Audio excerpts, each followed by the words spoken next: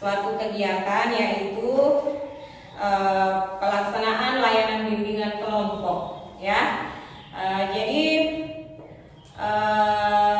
sebelum kita memulai kegiatan kita, ada baiknya kita berdoa dulu ya nak. Ya, Ibu pimpin doanya. Sebelum kita memulai kegiatan ini, mari kita berdoa. Doa dimulai.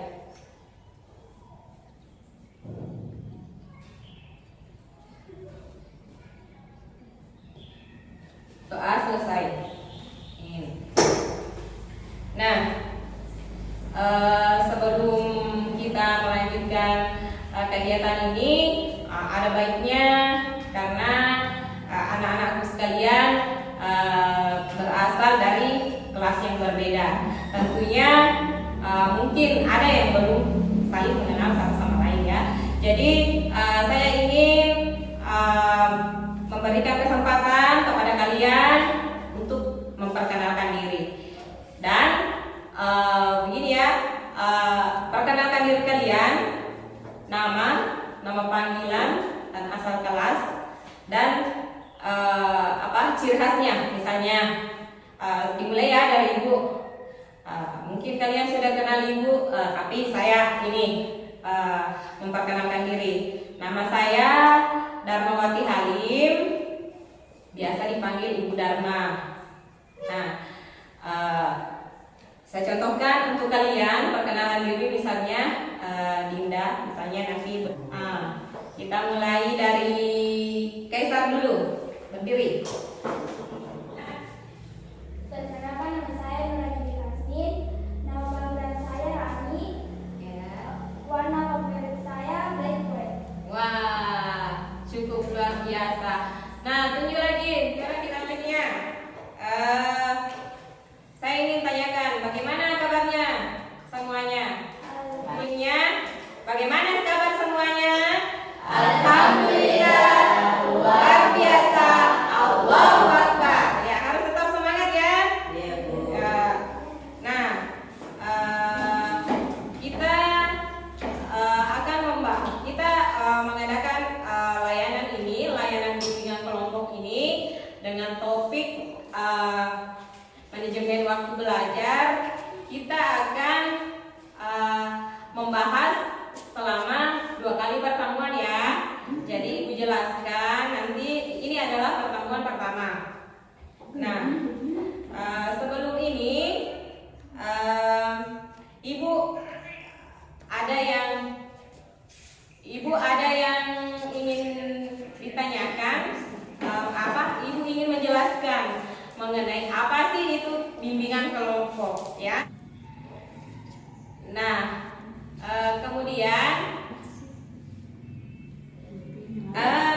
kemudian saya jelaskan dulu apa sih itu bimbingan kelompok.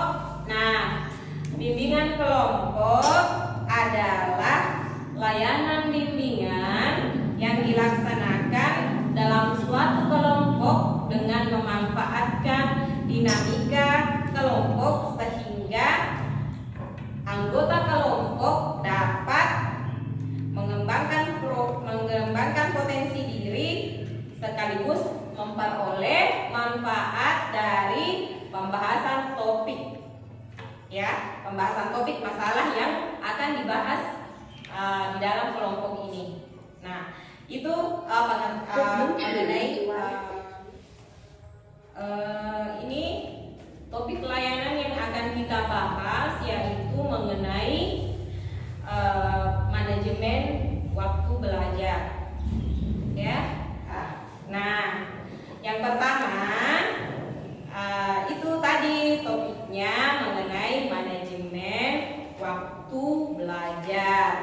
Nah, Ibu yang pertama, Ibu ingin jelaskan dulu memberikan gambaran mengenai apa sih ini manajemen waktu belajar itu, bagaimana cara mengatur waktu belajar yang efektif. Jadi Ibu memberikan gambaran kepada kalian semua bagaimana kalian bisa mengatur waktu untuk membuat jadwal belajar yang efektif. Nah, yang pertama tentunya kan kita akan membuat agenda harian ya, agenda kegiatan harian. Nah, sebenarnya kita mempunyai sama-sama ya, kita mempunyai waktu 24 jam dalam satu hari. Namun caranya anak-anakku masing-masing itu berbeda-beda. Nah, sedikit gambaran mengenai ini, kalian harus memisahkan antara kegiatan yang penting dan tidak penting. Ya, prioritaskanlah ceritanya. Ya, kemudian ada juga ini target belajar. Biasanya kan ada tugas yang jangkanya durasi waktunya panjang. Nah, kalian harus pintar buat targetnya dalam jangka panjang, dalam jangka. Nah, adapun ini untuk kelanjutannya, Ibu memberikan gambaran mengenai teknik yang Ibu akan pakai di dalam bimbingan kelompok ini, yaitu Ibu akan Ibu akan memakai teknik modeling langsung. Sebelum saya persilakan, saya ini akan memberikan gambaran kepada kalian bahwa apa sih sebenarnya teknik modeling itu? Apa itu teknik modeling? Nah, teknik modeling itu merupakan observasi pemodelan. Jadi kita mengobservasi contoh modelnya seperti apa, kemudian kita bisa mengambil sebagai panduan untuk meniru tingkah laku model tersebut supaya kita bisa jadikan acuan bagaimana kita dalam membuat rencana jalan-jalan sore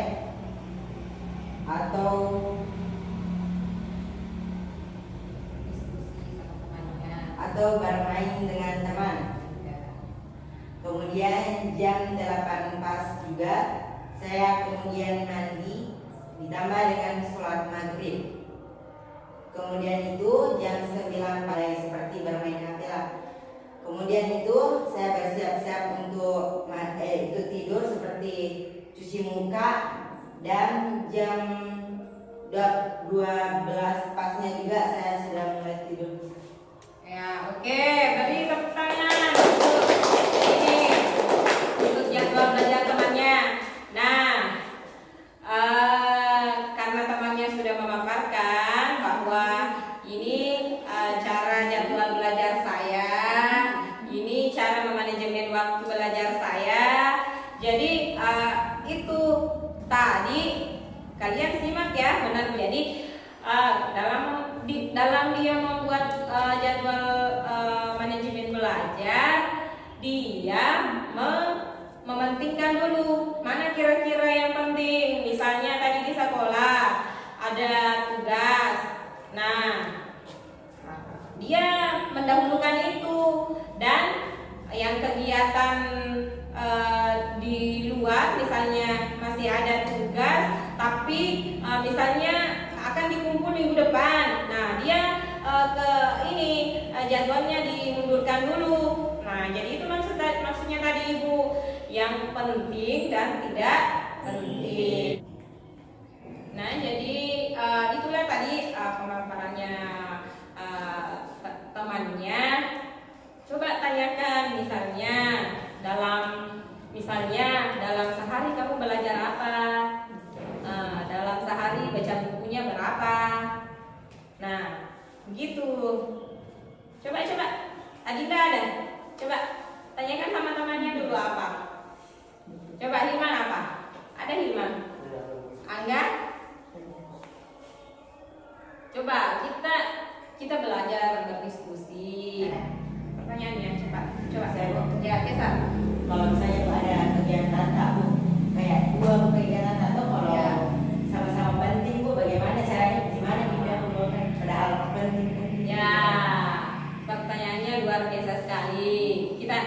kita coba diskusikan sama temannya. Nah ini, nah kita lihat apakah kegiatannya itu dari akademika, non akademik. Kita dahulukan dulu yang akademiknya. Nah kalau sudah selesai yang akademiknya, kita bisa ke non akademik. Misalnya kegiatan olahraga bersamaan dengan ujian di sekolah. Nah, yang penting mana? Ujian kan? Nah, kita dahulukan dulu yang argen, yang penting. Ini nanti ibu akan membagikan LKPD atau lembar kerja peserta didik kepada anak-anakku untuk bisa dibawa pulang ke rumah.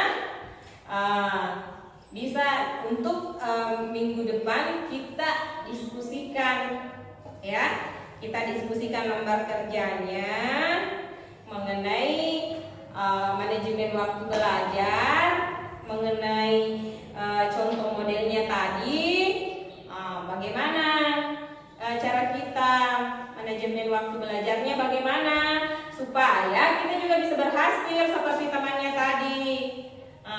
Kita kan sama-sama punya waktu 24 jam nih dalam satu hari kan. Di pertemuan berikutnya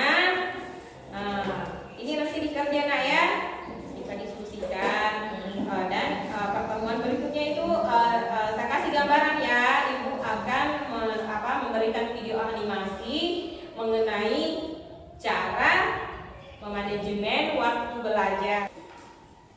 Jadi kesimpulan kita hari ini adalah bagaimana cara mengatur jadwal belajar yang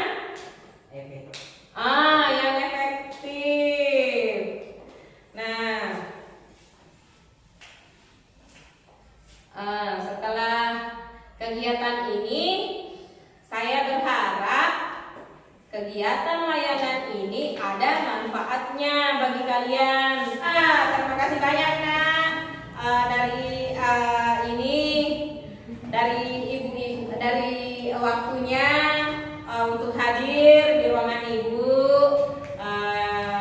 untuk mengikuti layanan bimbingan ini. Nah sebelum kita menutup kegiatan layanan ini, marilah bersama-sama kita bersyukur kepada Tuhan Yang Maha Esa, karena kepada Allah Subhanahu wa taala, karena telah memberikan waktu kepada kita, memberikan kesehatan sehingga kita bisa belajar dalam bimbingan dari kelompok ini. Jadi sebelum kita mengakhiri ini kegiatan ini, ada baiknya kita berdoa dulu ya. Berdoa dimulai. Berdoa selesai. Nah, sekiranya itulah kegiatan kita hari ini nak. Terima kasih banyak atas waktunya, dan ibu menunggu di pekan ke depan dengan waktu dan tempat yang sama. Assalamualaikum warahmatullahi wabarakatuh.